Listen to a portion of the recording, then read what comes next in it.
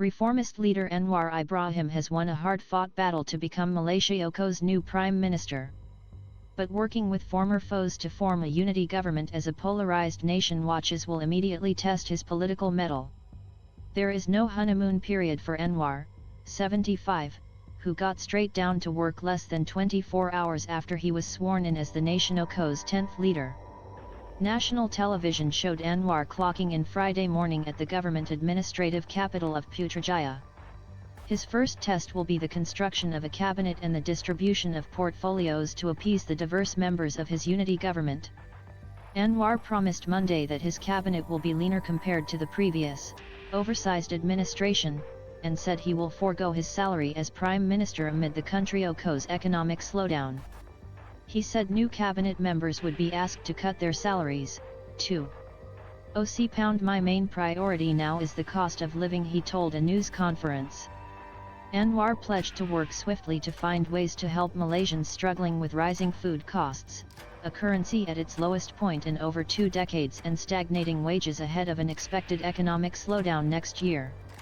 Anwar's Pakatan Harapan, or Alliance of Hope, won 82 out of 222 seats in the November 19 general election.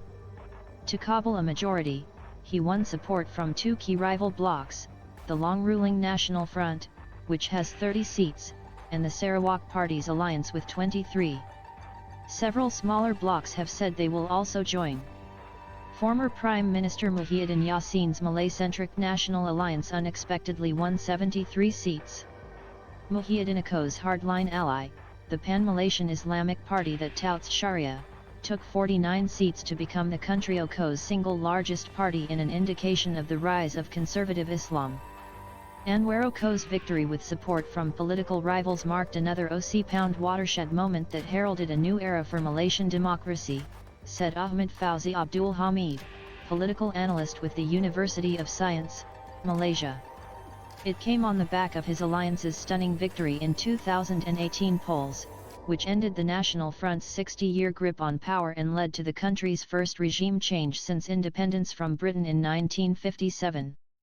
But the new government crumbled after power grab that led to turmoil and saw a total of 3 prime ministers in 4 years. Anwar was in prison at the time on a sodomy charge he said was politically motivated. Anwar fostered a conciliatory tone after his appointment, welcoming all parties to his government as long as they adhere to the basic rules of good governance, no corruption, and Malaysia for all Malaysians. Analysts said the makeup of his cabinet will provide a clearer picture of his policies going forward, as he puts flesh to bones on his campaign promises to clean up the government and heal deepening racial and religious gashes.